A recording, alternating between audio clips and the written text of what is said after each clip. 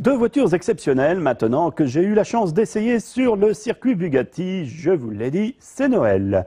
La Nissan 370Z Roadster pour profiter du V6 3,7 litres de 330 chevaux, cheveux au vent. Et pour se décoiffer encore plus, la terrible Nissan GT-R, un V6 de 485 chevaux. Nissan avait bien fait les choses pour accueillir ses clients sur le circuit Bugatti. Un nombre impressionnant de 370Z et de GT-R et la présentation en avant-première de la 370Z Roadster. Déjà une belle réussite en coupé, le cabriolet offre un charme supplémentaire. Les ailes arrière ont un galbe prononcé, la ligne est agressive et trapue. Pour se couvrir, une capote en toile doublée se déploie en 20 secondes. La 370Z a été conçue dès le départ en coupé et en cabriolet. Il n'y a donc pas de surpoids par rapport au coupé et le cabriolet bénéficie d'une caisse rigide très efficace sur la route. À l'intérieur, l'atmosphère de l'habitacle est raffinée, l'équipement est spécifique avec des couleurs spéciales, des sièges ventilés. Le confort est particulièrement appréciable pour un cabriolet. La position de conduite est basse et les turbulences ou bruits aérodynamiques sont réduits. On peut conduire décapoté même en hiver s'il ne pleut pas. Pour le moteur, on retrouve le très efficace V6 de 3,7 litres de 331 chevaux et une boîte automatique à 7 rapports et palette au volant. On peut vraiment s'amuser avec ce Roadster, la caisse est particulièrement rigide et colle à la route. Le prix de ce bijou est à 43 800 €, soit 2 900 € de plus que le coupé. La Nissan est très abordable car sa principale rivale, la Porsche Boxster S, est à peu près 14 000 € plus chère.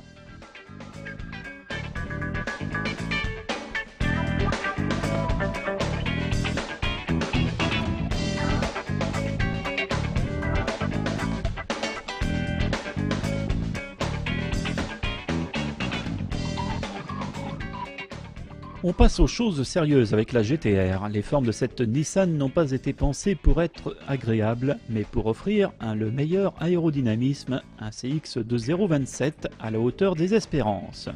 La ligne n'est donc pas l'atout principal. Des hanches de sumo et un capot très long, la GT-R affiche des dimensions massives, 4,65 m de long pour 1,90 m de large. Campée sur des jantes de 20 pouces, la bête trapue n'attend que son pilote. On retrouve à bord cette recherche de l'efficacité, assis dans le siège baquet enveloppant et confortable, tout tombe sous la main au millimètre. En haut de la console trône l'écran central qui permet de surveiller des dizaines de paramètres, pression, température, répartition de freinage, force centrifuge.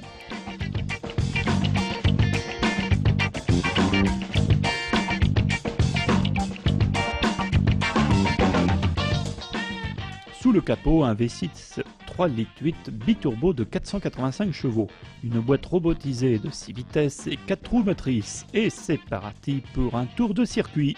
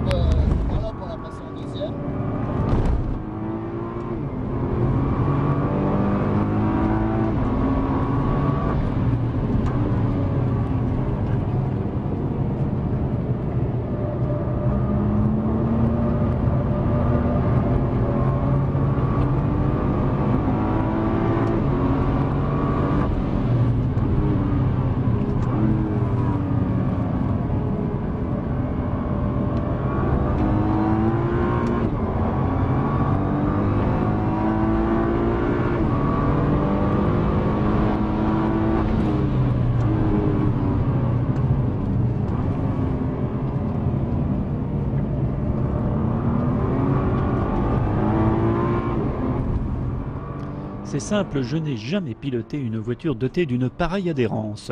Les virages sont avalés à une allure phénoménale, la puissance de freinage est à la hauteur des accélérations, démente, les deux turbos vous catapultent à des vitesses de fou en sifflant comme des sauvages. Et les performances sont là, 0 à 100 km/h en 3 secondes 5, vitesse maxi 314 km/h, c'est mieux qu'une Ferrari 599 GTB de 620 chevaux et 3 fois plus cher, car la Nissan ne coûte que 85 000 €, un rapport prix-performance imbattable.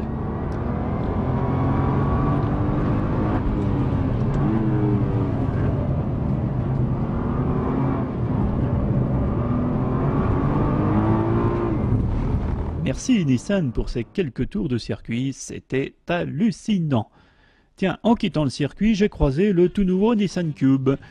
C'est bien différent et moins cher et nous l'essaierons prochainement.